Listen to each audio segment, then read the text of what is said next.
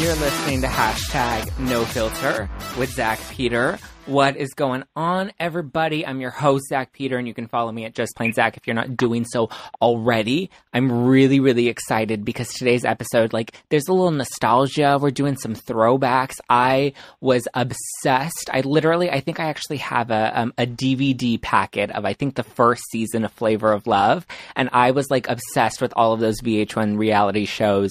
Flavor of Love, Rock of Love, I Love New York, I Love Money. I literally watched all of them and then rewatched all of them. And I'm super excited because today's guest, she was the star at that time. She's a bigger star to me than Flavor Flav ever was. And to help me break today's show down, I have my guest co-host back on Hashtag No Filter. Welcome back, Keith Andre. Thank you. I'm happy to be back. How are you? I'm great. Super excited to be here, of course. Yes, and we're drinking some Dry Farm wines. This is my favorite. Cheers! My favorite hangover-free wine. Oh, it is so good. Yeah, you're not gonna be. You'll get fucked up, but you won't be fucked up the next morning. And okay, so now I'm really excited because today's guest is Tiffany Pollard, aka New York, from all of my favorite VH1 shows.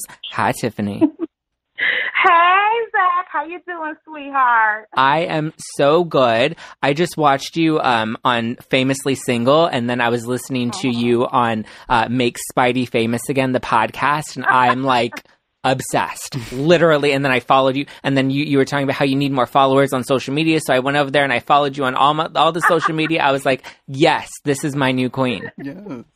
Thank you. I'm so glad that you hopped on over there and followed me. But I must admit, I'm also glad that I didn't have to be sober tonight because I hear that y'all over there sipping as well because I damn sure got me a big old glass of champagne. Yes. Cheers.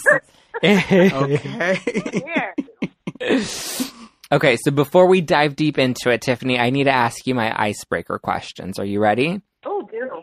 Okay, Yes, first question. What's one word your mom would use to describe you? Oh, that's easy. Hard-headed.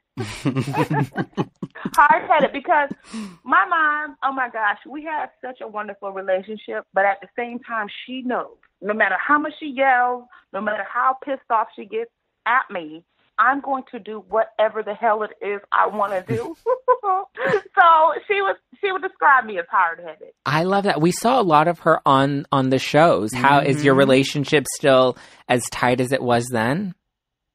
Well, my mom and I, it's so funny because, when we did family therapy and things like that, when you guys saw us interacting, there's just only one facet of how we get along. But my mom is just such a wonderful, understanding woman. And everything that she does, she literally does it for the betterment of my position in life. So, we may not see eye to eye on certain things, how she feels about guys or different things like that, but it's all out of love. The fact that she wants the absolute best for me. I love it. Okay, give me a fun fact. What's one thing about you people would not expect? Oh my gosh. A fun fact that people would not expect to know. Well, I don't have it anymore, but when I was, a youngster, I used to have an obsession with boogers. Oh my God. I did not expect that at all. But I was literally just inspect them and look over the textures and stuff like that. And I used to bring boogers to my doctor's appointments just so he can, tell me if it was a hard booger or a soft one, what does that mean? As far as the mucus builds up inside of my sinus. So I used to have a booger fetish. That is hysterical. And the fact that you called it a booger fetish is even better. I love that. Okay, what is your drink of choice? Well, my drink of choice, I'm trying to slow down a little bit more nowadays, but my absolute favorite drink of choice is always a nice, strong, stiff cranberry and vodka. It has to have at least 2.5 to 3 shots, very light on the cranberry juice, heavy on the ice, and put about 2 or 3 slivers of lime in it. And, you want to squeeze the lime a little bit. So you like I a love good, that, but a nowadays good, strong, I'm heavy having more drink. champagne. Okay. Just so I can, not stumble all over the place. I like to end my nights with champagne. I mean, that sounds a little bougie, but I do vodka martinis for most of the night, or like a vodka rocks or vodka soda, and then I'll end it like that's how I know when I'm cutting myself off, is I'll order a glass of champagne. I can take that. Right, exactly. That's not bougie at all. That's just you being a classy bitch. Okay, let's be clear. The champagne. A lot of people end with a beer, so why not end with champagne instead? Yeah. Beer is good. I mean, listen, I just had 3 Heinekens yesterday. I went to Graceland. I was in Memphis. Yeah. Living it up. Such a great time. And I was throwing back Heinekens, and I didn't even know I had that in me still. Because I used to drink beers all the way back in the day when I was in my 20s, obviously. But, hey, listen, if you guys are not drinking beer anymore, you might want to give it a revisit, because it's really good stuff still. Okay, last question in the icebreakers. If you had to be reincarnated as a Kardashian, which one would it be? Oh, if I had to be reincarnated as a Kardashian, that's, oh my goodness. Okay, do I measure, the ass or the bank account? Well, there are so many that you pick the one with the biggest ass and the biggest bank account. Okay. Right, exactly. I would want to be a mixture of all of them. I would want to be all of them. I think, but if I had to pick, oh, goodness. I think I'm more Chloe. Okay. I don't know why. I just feel like I relate to Chloe the most.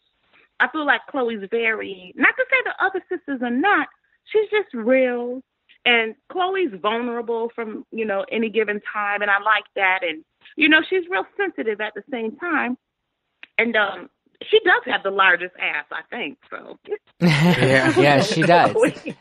So Tiffany, it's funny when we finalized booking you on the show, I text Keith and I was like, so are you fan of Tiffany Pollard, New York from Flavor of Love? And he's like, oh my God, yeah, she is the HBIC. He was like ready for you. Yes. I mean, seriously, let me just take 2 seconds to fanboy for a moment, because I love you, and I think that I'm a millennial, I'm 31, but to be Black, to be young, to be gay, there's no way that we cannot acknowledge Tiffany Pollard. So when Zack texted me, I was like, are you kidding me? Let's do it. I'm so excited. Yeah. Now y'all got me wishing I was sitting in studio, but I know there's always time to redo that. But I just thank you so much for that, Keith, because see, y'all younger ones, y'all newer generation, what y'all do is actually, without even realizing it, you keep an old bitch like me relevant. And you keep me, letting these new cats know that, oh no, honey, I don't care who's on the scene. A decade ago, this bitch is the one who kicked it all the way the fuck off. Yeah, that's right.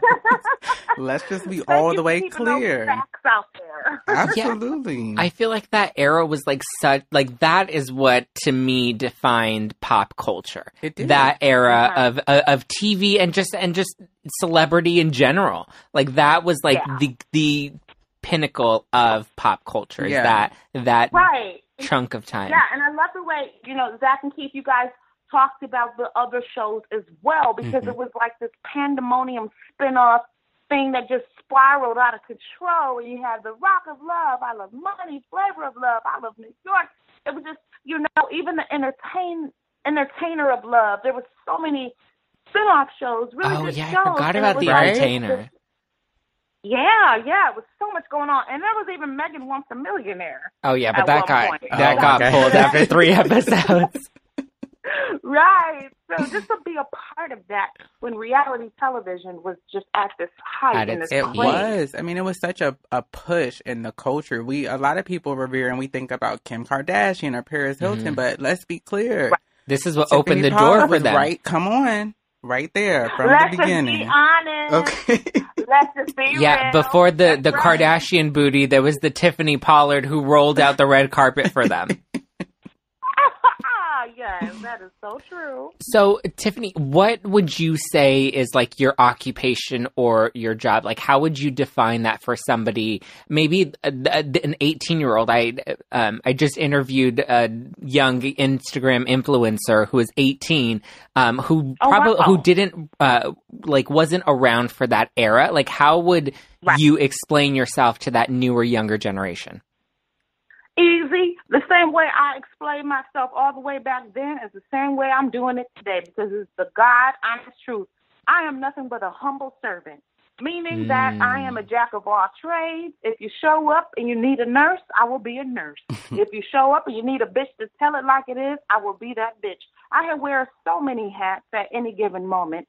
And, I just know how to stay relevant without overdoing it and trying to be something that I'm not, and to create some kind of buzz just because I'm scared because my 15 minutes may be up. No, I have a niche of followers that appreciate me and how authentic I am. And they know I'm never pushing myself to the limit just to try to stay rolling in this fast-paced world that we all live in. No, I'm a humble servant, and I just show up and I keep it 1,000% real. And that's been working for me financially, socially, and obviously in the entertainment industry. And I don't veer from those things. I love that, because I feel like there's such like that work ethic. Like, you are a hustler, and that work ethic I feel like lacks sometimes, especially with the younger generations. It's more of like, I have to focus on my brand, or I have to only do this, or I can only take this path. But it's like, if you want to have a career that's, that sustains, when you're older, like, you can't just be posting pretty fucking pictures on Instagram. Like, that's not the way to, like, have a career down the line. Like, Instagram's not going to be there forever. MySpace, like, Tila Tequila's gone. MySpace ended and that was done. You know what I mean? And speaking truth, Zack. Yes. You have to make sure that you're thinking about the long term, the end game, the overall, goal in the end. Like, not just today and right now. Like, yes, live in the present and all that, woo shit, but like, we really need to think big picture as well. And that's what, and Tiffany, you've been able to sustain, like, where is Megan Wants a Millionaire? Megan be selling real estate, in Miami. I don't know where she's at. And you're still relevant, and you're still doing your thing, and you're still on TV. Yes. And this is because, I have to tell you honestly, Zack and Keith, that I have a legacy to leave behind. Before my blood stops pumping through my body and my heart stops, I know I have something, divine to leave this earth. And this is why a lot of people may not understand this, and it may not make sense to them. But I will have my own HBIC ministry. Yes, I will. I'm going to be a televangelist. This is a big dream of mine, and I feel like I'm coming into fruition of it, and it's starting to take hold of me. And I know I'm going to be one of these great people that leads people to heaven. You're offering value to people, and I think that's really the key that has kept you still in the game. I agree. And thank you very much. And well, are y'all going to be a member of my church? Oh, you can sign me up right now. Faux show. And I'm glad to be on this broadcast right now where people can hear my voice, hundreds of thousands of people, because what we need to stop doing as a race of humanity is making people feel bad about themselves and about the choices that they may have in this life. Because I tell you right now, God has no respecter of person. He loves us all the same. And I'm sorry, and I'm tired of people feeling like they can't be a Christian, or they can't, exude a love for God because of lifestyle decisions. No, he didn't say that. That's man oppressing hate and hatred upon certain, people in different lifestyles. And I'm sick of that, and I'm here to just bust all that up and just let everybody know that they're welcome to heaven and God loves them all equally. Okay. I love that. I'm here for it. And, speaking of your voice. I'm like getting down on my knees right now and ready to pray. Wait, but what are you getting down there for? To worship.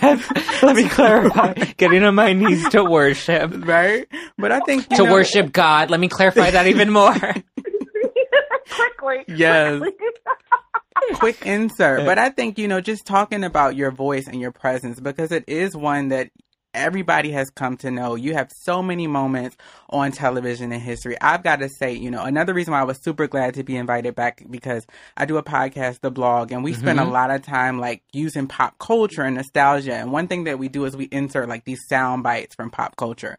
So I did want to ask you, I'll give you like my favorite Tiffany Pollard moment is get your ass back in line. And we use that on our podcast. But I wanted to know, you've said so many moments, so many quotes. Like, what is like your favorite saying that you say? Oh my goodness. Well, I mean, it's so funny that you set that up like that, Keith, because there are so many moments, and I literally can remember being in each and every one of them and being frustrated by those other people, and they would like push me to the edge to where, you know, I was just so done and over it with them. But I have to say, Beyonce.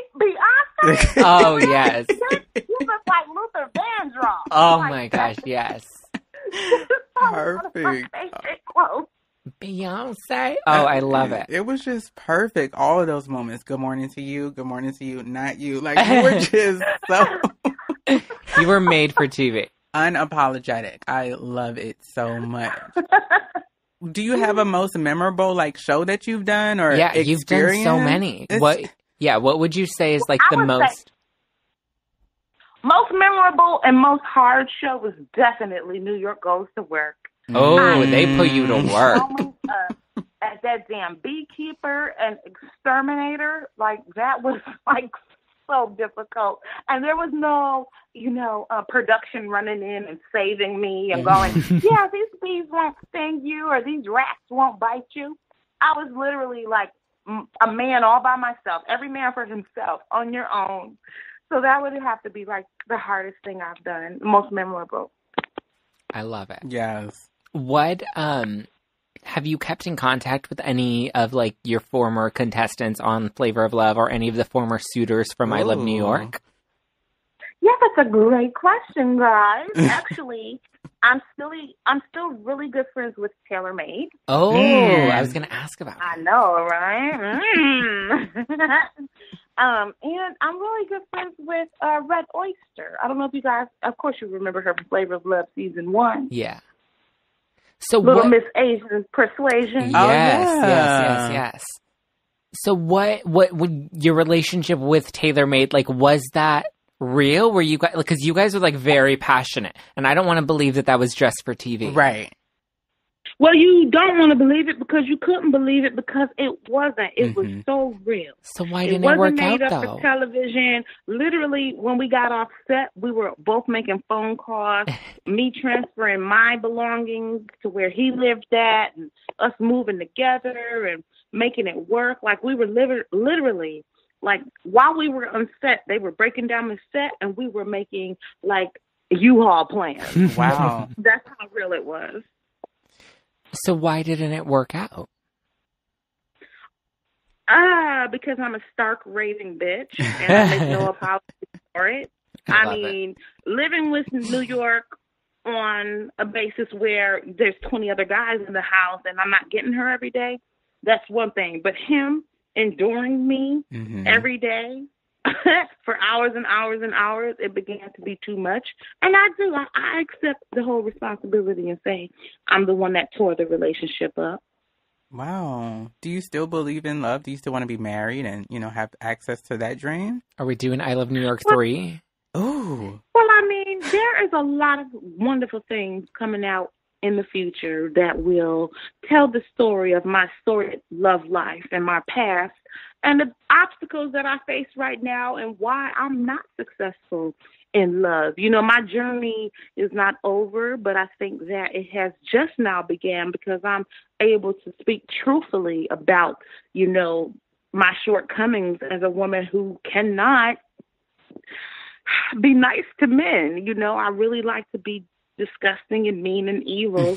And unfortunately, it just hurts my chances of keeping a guy there. But I'm going to be I don't want to say too much, but there will be some stuff coming out soon that will help further. Yeah. I'm ready for it. Me too. But I'm here, baby. I want the help. I need the help so I can get married. I love it. So what happens? Like, you were at the height of it all. You started on Flavor of Love. You got I Love New York. You got New York Goes to Hollywood. New York Goes to Work. Like, you were getting all of these spinoffs, and then all of a sudden, like, that kind of era just ended. Mm-hmm. What happened to New York? Where did she go? The tragedy that transpired was totally out of my control. And I don't want to brush on it too much because people lost their lives, and I don't want to seem by no ways that I'm saying my career is bigger than that, but I ain't gonna lie to you. I had 2 shows in the green, meaning literally I was about to shoot I Love New York 3, and I was about to shoot New York Goes to Work Part 2, but they had went overseas to another country to shoot, I believe it was I Love Money Season 2. And then before that show wrapped, one of the contestants went back, killed himself, and unfortunately killed one of his girlfriends or ex-girlfriend. And because of that, we had to stop doing the shows that we had planned, and all that stuff kind of went into hiatus. But by no means did I ever lose my popularity. Yeah. I just got spent up into something that you want to just wrap up in a bow and call it Charge It to the Game. Yeah. You know what I mean? So I just had to, I took that L, well, a couple of L's, because I finally had them at the dollar amount that I wanted. It was a tragedy, but, I didn't get that. But the thing is, I'm back, and, things are cooking up again. But I didn't understand when we had to take the breather, but it's just that thing you can't really call it. And you just really honestly do have to just charge it to the game and be like, oh, damn, you know? You never did I Love Money, huh? Hell no. They're not to catch me on that shit. It's like, first of all, we don't gave this bitch her own show. Right. She done did I Love New York, and there's no way we're going to cast her in a house and then have to, make her, because when you're doing your own show, they treat you like royalty. Yeah. So me going back into an ensemble cast at that time, it was just not going to work. Yeah. Going backwards. You didn't do Charm School either. I loved Charm School. Oh my God. Can you imagine? Charm School was so magical, wasn't it? That's one of my favorite shows. It was just produced so lovely and every day. I didn't do it, but it was fun going into the house and having that guest slot.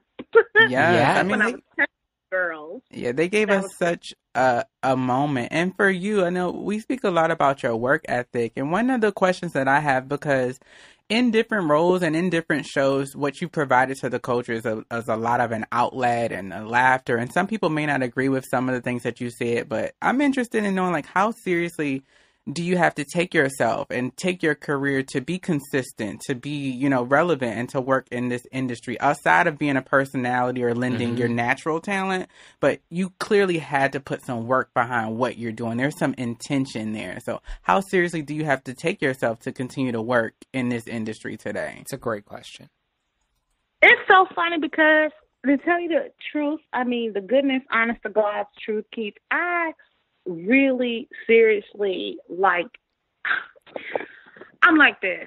I wake up and I ask my damn self, what do you want to be today, bitch? What do you want to become? What do you want to, where is your energy focused at? And I allow myself to go, hey, you know what? I want to learn how to play a piano. Well, I'm going to be a pianist.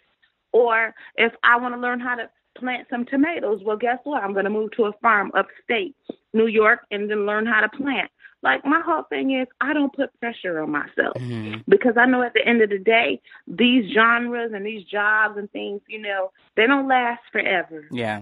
And I don't want to go deep and getting dark, but you got people that's making hundreds of millions of thousands of dollars and still blowing their brains out. We don't have to talk about that, but you know what I'm alluding to. There's a lot of suicide out there. So my whole thing is I just make sure I'm happy when I wake up every single day. If I want to pick up the phone and go call one of my boos and, go out to eat and maybe go to some fancy hotel and screw, then I do that, and then if I want to focus on my career, then I do that. But every day, I just think it's important to check my happiness temperature. And then once I know I'm happy with my decision, then I just go in that direction. But by no means, I don't have any type of pressure on myself. Yeah, I feel like we put ourselves on paper, and we have to check off all of these things off the list, and we have to like make sure we have the job, and we have the man, and we have the house, and we have the Instagram following, and it's like it doesn't add substance to our life. Like it really just it's a resume that we're building, and it doesn't provide any value. And we have to look at what value we're providing to other people, especially when we have a platform like this. That's why, as much as I love to talk pop culture on the show, like I like to make sure we ask people questions that are going to provide value to people that are listening, and realize that like we also have to, as much as we're fulfilling other people when we have a platform, we also have to make sure we're happy and we're doing things that excite us. Even when I feel the most overwhelmed, like I make sure that every project that I take on, I truly love and enjoy it, because otherwise it defeats the entire purpose of why any of us are doing any of this. And, and then we end up in these tragedy stories, which I think we have too many of now. Well, see, what you're doing, Zach, is you're serving mankind. You don't have to go all the way to India to do it. You don't have to go all the way to villages and remote places to do it. What you're doing right now is literally serving mankind in the human purpose. And just the fact that you do things with such an integrity and make sure that they're done right, and it's not done in pop culture and just that's it. You go deeper, and that's perfect. I mean, you're full circle, and that's what I'm all about too. For sure, yes. And, speaking of kind of, I guess, when things bleed over from pop culture into real life and tragedy and that whole thing, you also were one of the first to kind of lend your voices to, coming out and talking about mental illness. I remember you were on a show, show, of course, talking about bipolar disorder. And this is before Mariah Carey, before the Kanye West. I've been reading like Jennifer Lewis's book, the audio version of Black Woman or Black Mother of Black Hollywood. And she talks about, dealing with bipolar and the mania behind it. So how do you find ways to kind of keep that balance? I know happiness, you make clear, is such a big deal for you, but in kind of gauging the mental illness side of it and dealing with that, how do you cope? Well, see, this is the thing. And I'm so grateful that those other women have since come out and spoken about it, because the more we speak about things that are not glamorous and things that may be, taboo or something that is a little bit uncomfortable, we're really helping people, because there's strength in numbers. And a lot of people deal with, bipolarism and just different things, mental illness and things like that. And I just felt like the reason why I spoke on it is because it was something that was my reality. Like I was living there and for a very long time, being up one minute and then down one minute, very happy and then very angry, just so many, emotions. And I didn't even know what was wrong with me. But I tell you, just doing the research and allowing yourself, because I'll say this, in the African-American community, we have stigmas against embracing a lot of illnesses. But I will say this in the Caucasian community, and I'm not saying that they're crutches, but they're okay with diagnosing things and getting proper help. And with us, sometimes we go, oh, just shake that off, girl. Ain't nothing wrong with you. Or, boy, you better stop it. You just cutting up and doing the most. But, no, these are actual chemicals and things in our bodies and our minds that we're dealing with. And it's okay to seek help and go, hey, you know what? I have this, because when I look at all these symptoms, I'm getting 8 of them out of 10. So this is something that I'm dealing with. And I just wanted other people to know, especially of African-American descent, that it was okay to, figure some things out that, hey, you may be dealing with. I love that. So New York, if there was art, Tiffany, I still see you as New York, and I love, like, you are the Queen New York forever. But Tiffany, so if there was one kind of message that you wanted to end this interview on, like one thing that you think these listeners really need to hear, and we have like a young millennial audience, so if you can recapture that, pretend you're on VH1 right now and you have that audience, what would you hope that they take away from today's conversation? Because we talked about everything from Tailor Made to mental health. Yes. Yes.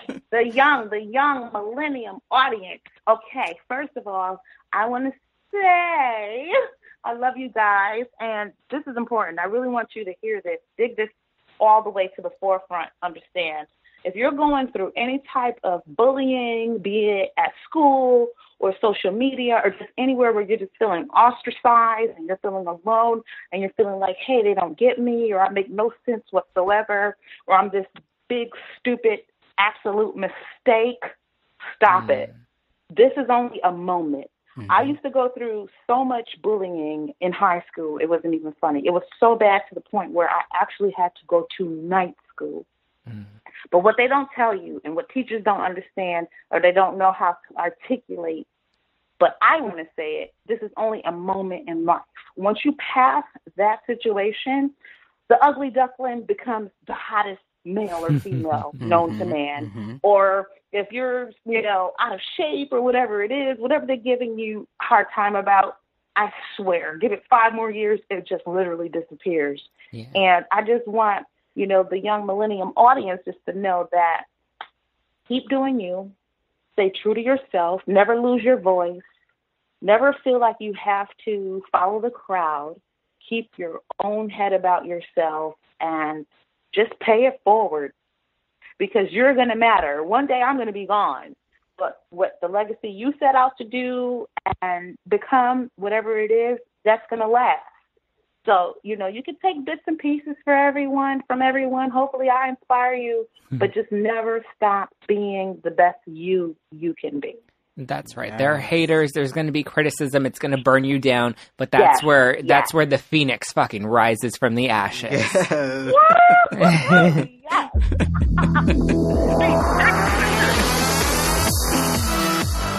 Thank you so much, everybody, for tuning in to this week's episode of #NoFilter with Zack Peter. Tiffany, where can people go and follow you on social media and stay tuned for your future projects? Yes, because y'all know I need more followers. Zack, y'all know that. Y'all find me at Tiffany_Pollard. Tiffany _HBIC_Pollard. And that's on Instagram. And on Twitter, it's at Tiffany Pollard. I love it. And you can follow me at Just Plain Zack. Keith, where can they find you? Follow me on all social media at Keith_Andre. And your podcast is? The Blog, TheBlawg. I love it. And don't forget to subscribe and listen to #NoFilter with Zack Peter every Wednesday on iTunes, Spotify, Stitcher, iHeartRadio, Google Play, all the places. We're there. So go follow us, subscribe, tune in every Wednesday, and leave us a nice 5-star review, because I love 5-star reviews. And until then, Keith and I are going to finish this bottle of Dry Farm Wines, which you can check out at dryfarmwines.com/Zack, ZACK, and get your own hangover-free bottle right now. All right, I got to go. Bye.